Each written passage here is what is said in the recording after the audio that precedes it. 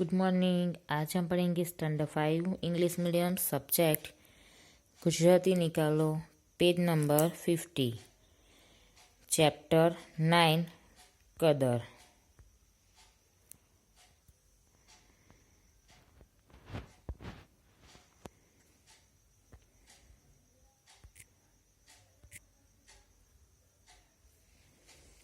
હવે હું સમજૂતી આપું છું, ધ્યાનથી સાંભળો।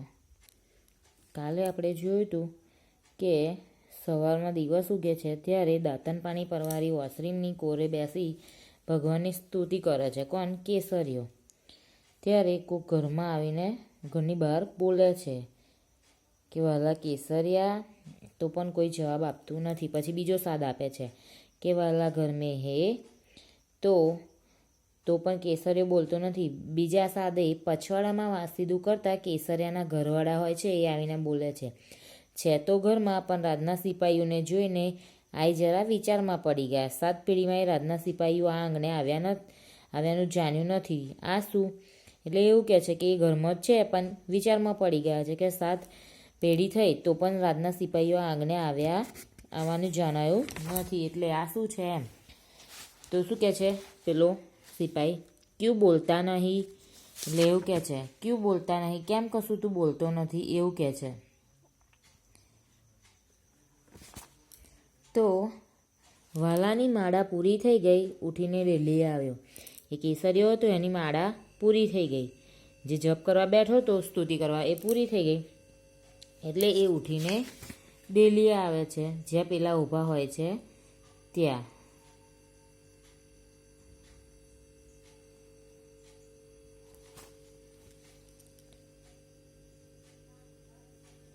तो आओ बाप आओ तुम्हेरा नाम वाला केसरिया। केसरियो શું કહે છે? आओ बाप आओ। તો શું કહે છે પેલો કે તુમેરા નામ વાલા કેસરિયા? એટલે એવો પ્રશ્ન પૂછે છે કે તારું નામ વાલો કેસરિયો છે? તો જવાબ આપે છે હા બાપ, હું જ વાલો કેસરિયો। તો એ કેસરિયો શું જવાબ આપે છે? હા બાપ, હું જ વાલો કેસરિયો। तुमको अभी सुबह ने अमरेली बुलाया ही। તો શું કહે છે? તને અત્યારે ને અત્યારે સુબાએ અમરેલી બોલાવ્યો છે। તો કેસરીઓ કહે છે મને? એવું કહે છે। તો પેલો બોલે છે સિપાહી, तुमको सुबह का फरमान है अभी ने अभी वाला केसरिया को हाजिर करो। એટલે એવું કહે છે સુબાનું ફરમાન છે, તારે અત્યારે ને અત્યારે જ ત્યાં હાજર થવાનું છે। અરે બાપ, કાંક ભૂલ થતી લાગે છે, હું તો ઘોડાનો સોદાગર, સુબો મને તેડાવે એ માન્યામાં નથી આવતું, મેં કંઈ રાજનો ગનો કર્યો નથી। એટલે શું કહે છે? અરે બાપ, કંઈક ભૂલ કરી હોય એવું લાગે છે, તમારી કંઈક ભૂલ થતી હોય એવું લાગે છે, હું તો ઘોડાનો સોદાગર છું, હું ઘોડાઓનો સોદા કરું છું, સુબો મને તેડાવે એ માન્યામાં નથી આવતું, એ મને તેડાવે ત્યાં આગળ એ માન્યામાં નથી આવતું, મેં કંઈ રાજનો ગનો કર્યો નથી। ગનો મીન્સ ગુનો, એટલે એ શું કહે છે? મેં કંઈક રાજનો કશો ગુનો કર્યો નથી, એટલે એ મને ત્યાં બોલાવે માનવામાં આવતું નથી। તો શું કહે છે? ફરમાન હે ચલો। સિપાહી એવું કહે છે કે ફરમાન હે ચલો। સિપાહીની આંખ કરડી થઈ, સિપાહીની આંખ કરડી થઈ અને જુદી નજરથી જોવે છે કે ફરમાન હે ચલો એમ કહે છે। તો કેસરીઓ શું કહે છે? હલો બાપ, કંઈ રાજના તેડાને પાછું થોડું ઠેલાશે? હાલો, હું અત્યારે જ આવું છું, રાજના તેડાને પાછું ઠેલાવાય નહીં, રાજાએ હુકમ કર્યો છે તો મારે આવવું પડશે એમ। વાલાએ કસવાળું કેડિયું પહેર્યું, કેસરિયાએ કસવાળું કેડિયું પહેર્યું, માથે પાઘડી મૂકીને સિપાહી સાથે ઘોડે ચડ્યો। કેડિયું પહેર્યું અને માથે પાઘડી મૂકીને સિપાહી સાથે તે ઘોડે ચડ્યો।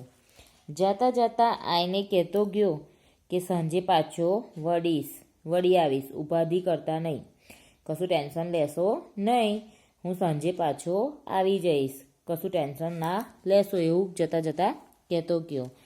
તો આ એવું બોલે છે કે જગદંબા તમારી ભેર કરે, એટલે જગદંબા તમારી રક્ષા કરે। બપોર ટાણે વાલા કેસરિયાને લઈને સિપાહીઓ સુબાની કચેરીમાં આવી પૂગ્યા। બપોર્યું થયું ત્યારે તો કેસરિયાને લઈને સુબાની કચેરીએ પેલા લોકો આવી પહોંચ્યા। કાગ ડોળે રાહ જોતા સુબાએ વાલાને પગથિયા ચડતો જોઈને દોટ દીધી. કાગ ડોળે રાહ જોતા એટલે આતુરતાપૂર્વક રાહ જોતા હતા. તે સુબાને વાલાને પગથિયા ચડતો જોઈ દોટ દીધી. પેલાને પગથિયા ચડતા જોઈને સામે દોટ દીધી. આવો આવો કેસરિયા બોલતા બાદ ભરી લીધી. એણે શું કર્યું? આવો આવો કેસરિયા એમ બોલતા બોલતા બાદ ભરી લીધી. વાલો કેસરીયો ઘડીકવાર મૂંઝાનો. કેસરીયો હતો એ થોડીક વાર મૂંઝાઈ ગયો કે આવું કેમ કરે છે, આવું વર્તન જોઈને એમ. આ તે સુબો મારી ઠેકડી કરે છે કે શું? એવું વિચારે છે કે આ સુબો છે એ મારી ઠેકડી મીન્સ મસ્કરી કરે છે કે શું એમ. બાવડું પકડીને પડખો પડખ ગાદી માથે બેસાડી સુબો બોલ્યો, કેસરિયા મને ઓળખ્યો? બાવડું પકડી એનો હાથ પકડીને પડખો પડખ સાથે લઈ જઈને ગાદીએ બેસાડી દીધો કેસરિયાને. અને એ સુબો બોલે છે, કેસરિયા મને ઓળખ્યો? એવું કહે છે. કેસરિયાને સવાલ કરે છે કે તે મને ઓળખ્યો એમ. મનમાં થયું સુબાના મનમાં કંઈક ગેરસમજણ લાગે છે, પણ ઠરેલ દિલનો વાલો કશું બોલ્યો નહીં. કેસરિયાના મનમાં એવું થાય છે કે આ સુબાને કંઈક ગેરસમજ થઈ છે, પણ ઠરેલ દિલનો હતો એટલે કેસરીયો કશું બોલ્યો નહીં. મૂંગા થઈ બેઠેલા વાલાની ભરી કચેરીમાં તારીફ માંડી સુબો બોલ્યો. મૂગો થઈને બેઠેલો કોણ? કેસરીયો. કેસરીયો મૂગો થઈને બેઠેલો ત્યારે ભરી કચેરીમાં પેલો સુબો એની તારીફ કરે છે અને બોલે છે, વાલા કેસરિયા તું તો મારી આબરૂનો રખેવાળ છે. કેસરિયાને શું કહે છે કે તું મારા આબરૂનો રખેવાળ છું. તે દિવસે કેળેથી વાંસળી છોડીને 500 ચૂકવ્યા ન હોત તો હું અમરેલીનો સુબો ન હોત. એવું કહે છે કે તે દિવસે કેળેથી પેલા 500 રૂપિયા છોડીને આપ્યા ના હોત, પેલા છોકરાને દેવું ચૂકવ્યું ન હોત તો હું અમરેલીનો સુબો ન હોત. હવે મને ઓળખ્યો? હું રાઘોબા આજ અમરેલીનો સુબો છું. બોલ તારી શી મદદ કરું? એ એવું કહે છે કે તે મને ઓળખ્યો? તે પેલી મદદ કરી હતી અને 500 રૂપિયા ચૂકવ્યા હતા એ જ. હવે મને ઓળખ્યો? હું રાઘોબા છું. આજ અમરેલીનો સુબો છું. બોલ તારી શી કદર કરું? હું અત્યારે અમરેલીનો સુબો છું. બોલ તારી શું મદદ કરું? તો પેલો કેસરીયો કહે છે, મારી કદર મારે મોઢે બોલાવો એટલે હાવ. તમે મારી કદર જ મારા મોઢે બોલાવો છો એટલે બહુ થઈ ગયું એમ. અરે હું શેર શુદ્ધ મરાઠો છું. કદર કરવાનો વખત આવે ને કદર કર્યા વગર રહું તો મલક મને ફટકે. માગી લે કેસરિયા. શું કહે છે કે હું શેર શુદ્ધ મરાઠો છું. એવું કહે છે કે હું મરાઠો છું. કદર કરવાનો વખત આવે કદર કર્યા વગર રહું તો મલક મને ફટકે. એટલે મલક મને ધિક્કારે મલકના લોકો, કેમ કે મારો કદર કરવાનો ટાઈમ છે, એ ટાઈમે તે મદદ કરી હતી માટે. માગી લે કેસરિયા એટલે કેસરિયાને કહે છે તારે જે જોઈએ તે માગી લે. વડોદરા રાજના મારી સાથે 4 હાથ છે. વડોદરા છે એના રાજના મારી હાથે 4 હાથ છે. રાજમાં મારો પડ્યો બોલ ઝીલાય છે. અહીંયા મારો પડ્યો બોલ ઝીલાય છે એટલે હું જે કહું છું એ મનાય છે. અમીરાતના ઉછરેલા કેસરિયાની જીભને ટેરવે માગવાના બોલ આવ્યા નહીં. અમીરાત એટલે કે અમીર ઘરમાં ઉછરેલો આ કેસરિયાની જીભને ટેરવે માગવાના બોલ આવ્યા નહીં, એટલે એને માગવાની ઈચ્છા થઈ નહીં. એલા તાબાનું પતરું લાવો. સુબો બોલે છે કે તાબાનું પતરું લાવો. કચેરીના કબાટમાંથી તાબાનું પતરું હાજર થયું. કચેરીનું કબાટ હતું એમાંથી તાબાનું પતરું હાજર કર્યું. એમાં લેખ મંડાણો.